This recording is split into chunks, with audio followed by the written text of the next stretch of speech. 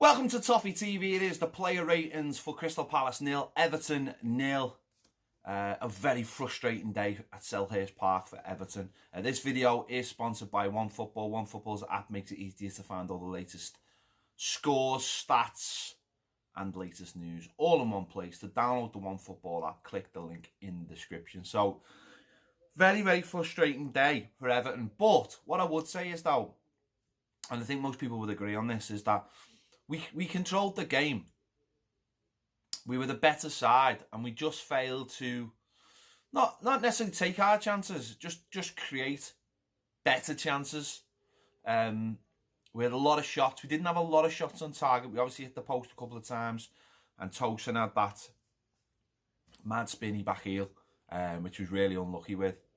Dom should have done better in the first half, quite early on. And we had a number of half chances, but we didn't create enough. But I thought for the most part, we defended really well and we controlled the game. And we had a plan for their better players as well. So the likes of Zaha, he was dealt with quite easily. Well, I thought really easy. So you've got to take all the plus points. The negative points, what you do with them is you go, well, that's where we've got to improve. So I think, yesterday, and obviously we'll talk about individuals in a moment, I think yesterday was the kind of game where you just need that little bit extra, whether it be a centre-forward, whether it be someone in midfield, an extra creative midfielder rather than Morgan Schneiderlin. That's where you just need that little extra bit.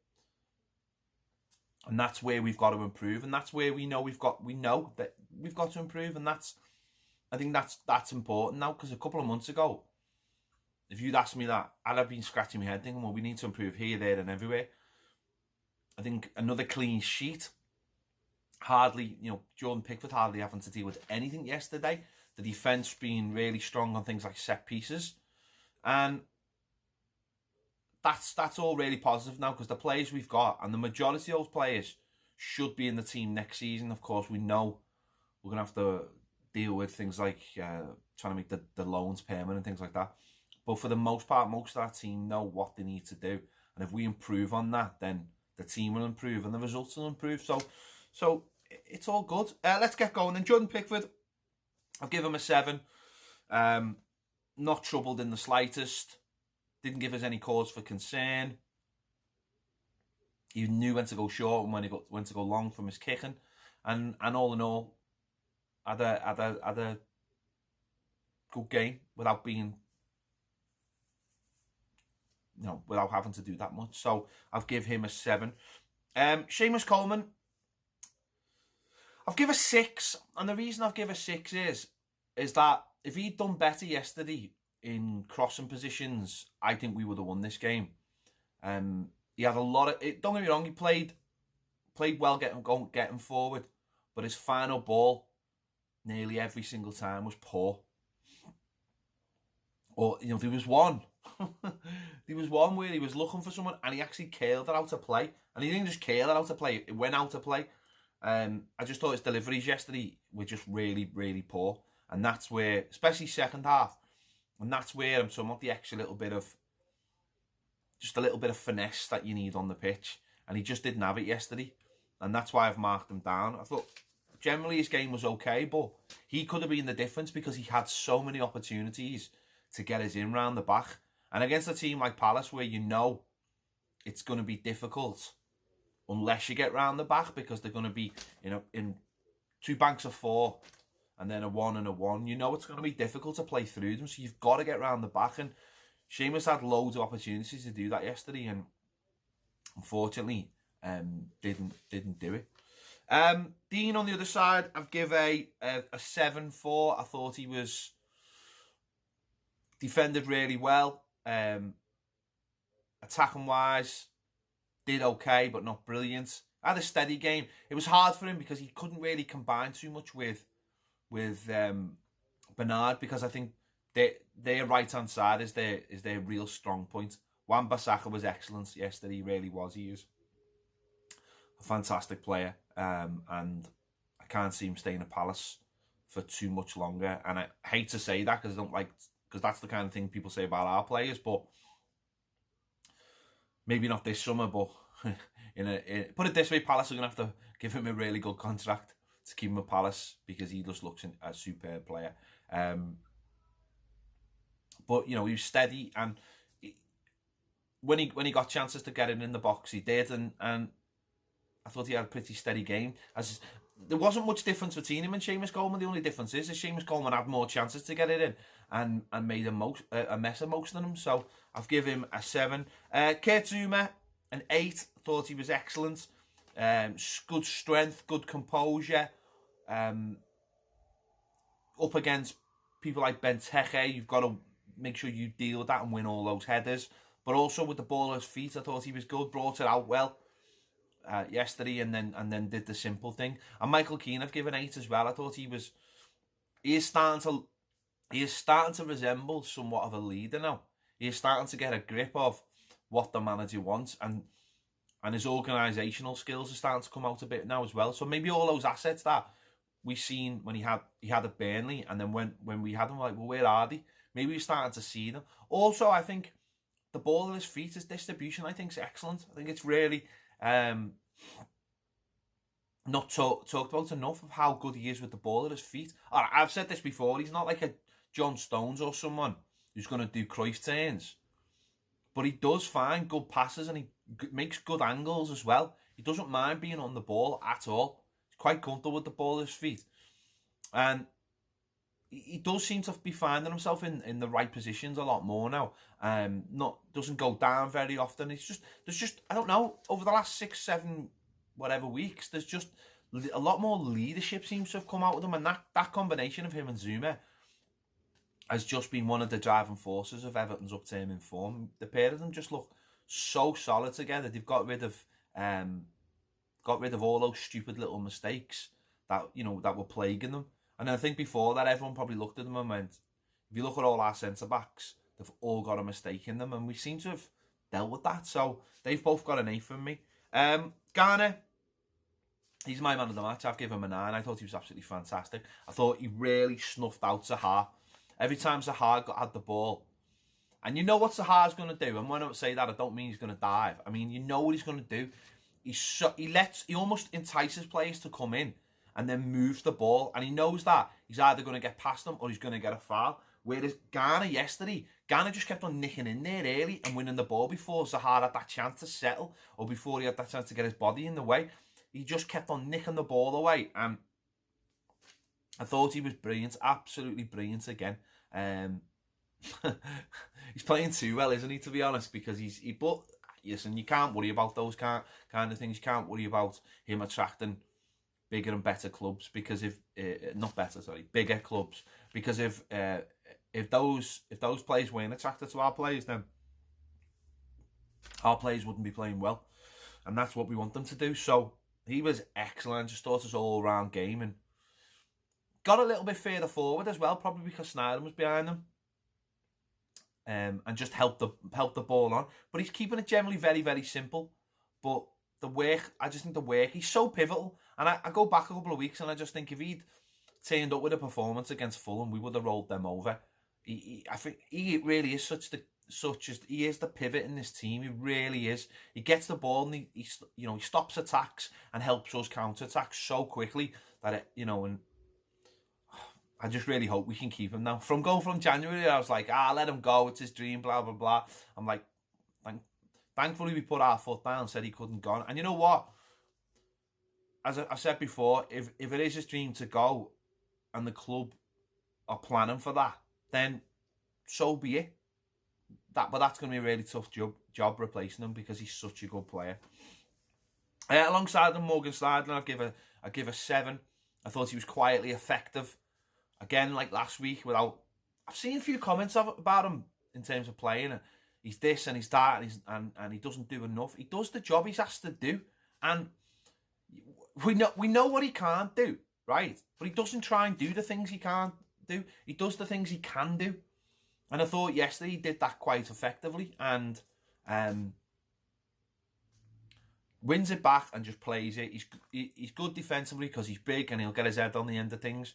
Okay, he doesn't offer you loads going forward. We appreciate that. And in a game like this, maybe, well, not maybe, in a game like this, you want to like an Andre Gomez who is going to give you something. But what do you want from the lads? You know, he's hardly played this season, and for the 2 games he's come in this week in Man United game, I just thought both performances were quite similar.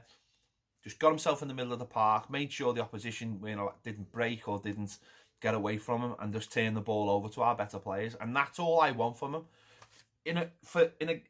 To win games like this, as I said, you need more than that. But he is what we've got at the moment because there's no Gomez. So I think, you know, the people out there saying, well, why didn't we play Tom? And, well, Tom's a little bit more, as I've said this before, Tom's just a little bit more erratic, and maybe the manager doesn't feel, as yet, his game is suited to the way we play. And you've just got to trust the manager on this at the moment. Gylfi Sigurdsson, I've give a 7.5. I thought he took hold of the game in going forward. I really did. Thought everything went through. He tried to get the ball in good areas. He tried to get himself in good areas. It just didn't work out for him yesterday. It really didn't. But it wasn't for the one to trying, and it wasn't. He didn't go missing like you hate. I hate that expression. He's gone missing. He didn't go missing or anything like that. Things that he tried to do just didn't always come off, or he put the ball into space where people weren't reading the play. Palace, for a lot of the game, sat quite deep and didn't let Dominic Calvert-Lewin get beyond them, and that stops a lot of what Sigurdsson's good at. We never got as I said, we never got behind them enough, and that didn't allow Sigurdsson to arrive late into the box. So I thought he had a decent performance, but it's hard to say, you know, he had that many chances or he created that many chances. I just thought he had a good game, but without just that killer touch yesterday. And we've seen recently he's had that killer touch. It just wasn't there yesterday, but he certainly didn't have a poor game. And the way he plays helps dominate the ball because he's so clever on the ball. He normally picks the right pass when he's on it. And players know where to be for him as well. So if he's got 2 or 3 different runners off him, it doesn't half help him. But yesterday it just didn't click into place. Richarlison, I've given a 7. I think you could tell that he was carrying an injury. I mean, every time he didn't have the ball, I just seen him holding his side all the time. So that was clearly affecting him.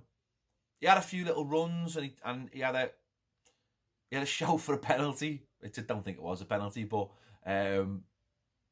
he tried. He looked like, again, this is something we spoke about. The problem is, this is what Everton have got at the moment, is that this system relies on players like Richarlison and Bernard, and when they're not available, and Dominic Calvert-Lewin, and when they're not available, the manager looks at the bench and goes, I haven't got like for like. So the manager's more willing to give a 70% fit Richarlison than 100% fit Walcott or 100% fit Lookman, because they don't fit. And that's going to be another thing in the summer, buying players that fit the system, as in the squad. So, you know, to have that balance. So he played, I thought he did okay, just didn't look maybe his natural self. As I said, they sat very deep, so they closed that space where where he'd get the ball and then Seamus would bomb on. When they were together, they were so close together, Seamus and Richarlison, it didn't give that enough space for the clever movement between the two of them. So I've given him a 7. Bernard on the other side, I've given a 7. I thought he found it very hard to get round the back of Wan-Bissaka, who, as I already said, had an excellent game. And that sort of stopped him in a little bit in his way. Very unlucky to hit the post. Always worked hard during the game. Always willing to try things, but it was just Bissaka being faster, stronger, and being a good defender just sort of stopped. And as I said, because they played so deep, that doesn't allow Dean then to get beyond them. Because Bernard's looking, he's got the ball. If he wants Bernard to go past him, where's Dean going to go? There's nowhere to go. And I thought that just nullified us a little bit yesterday. And that's why we needed a little bit more in the middle of the park, attacking-wise. And a bit more from Dom, which I'll touch on in a moment. So I've given him a 7. Dominic Calvert-Lewin, I've given a 6 because I just thought yesterday, all the things that he's good at, winning a lot of headers, you know, holding the ball up. I thought with their 2 centre-halves, he found it really hard because in their 2 centre-halves, what he found was 2 players who wanted that, who wanted to have a physical match. And when he did get beyond them and found space, he either never got enough players moving around him or he chose the wrong option. And obviously he was subbed in because the manager sort of realised that with about half an hour to go that we could possibly play with a centre forward who didn't have to be big and, you know, and fast and have to move him like Dom. He had a really good chance first half. I mean, early on, didn't he? I mean, his first touch took it away from goal, and then he was always trying to bring it back. And I think that what that meant was the shot. He never sort of seemed to have it under control. And so by the time he got the shot off, I don't know if he'd got that first touch right, he was in, but he was in anyway. He should have scored no matter what. He should have scored, and I think from then on, the confidence just wasn't quite there. He knew he'd blown a really, really good chance. And there was another one, and it was similar to the Fulham one, where the ball come in front of him, and he just never got on the end of it, and it goes past them, and you've got to start getting on the end of them. And we all did that when we were a kid. We all shut our eyes because we didn't want to hurt our head, but that's another one where if he just throws himself at the ball rather than... He just looks like he's holding back a little bit. Just throw yourself at the ball. That's what a proper number 9 target man would do, is just throw yourself at the ball. Get something on it that changes that direction of it towards the goal. Use the pace that's on the ball and just throw your body at it. And he doesn't do that. He just sort of holds back a little bit and tries to get... I don't know what he's trying to do. So those, for me, were 2 big chances that he never took. And he never really got another one after that. He huffed and puffed in the second half, but it wasn't the same. And that's where we need... I don't know, just a finisher, just someone in the squad that can finish.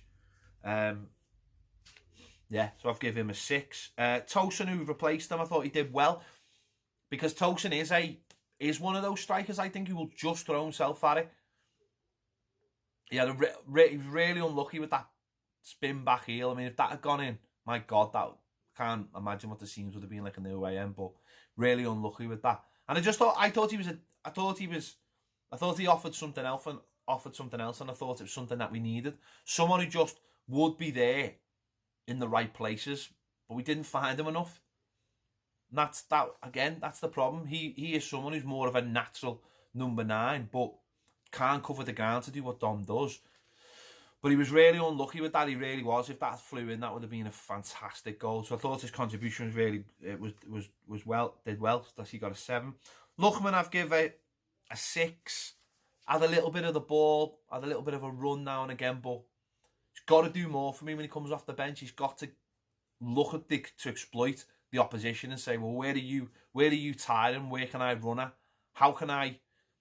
See, I think there's players out there like Lookman who come on, and the first thing they'd be looking at, get into the box, run at people in the box and make them commit themselves. And bang, you're going to get penalties. But he doesn't do it enough for me. I think he does it in the wrong areas, and when he gets the ball in the box, I think he's not necessarily running at people at pace. He's got great feet, but I don't know, it hasn't been quite there for him in the summer. There's going to be a big decision to be made about him in the summer, so it hasn't been there for him in the season. And Walcott, I've give a 6. Come on, run around a little bit, but again, it's that space behind that Crystal Palace didn't allow us. And that's why probably I've been so down on Seamus Coleman, is that he was the only one yesterday who exploited that space, who got in that space, got round the back of them, and all his crosses were just crap, I think, to be honest. I don't know if he set up the one Tosin at the shot up, but it should have come from him yesterday, and it didn't, and that's what disappoints me most. There you go. These have been my player ratings. Let me know your thoughts. Do you agree? Do you disagree? Would you give someone more, someone less? Let me know. Thanks for watching Toffee TV. Check out all our other videos around the game, and I'll see you later.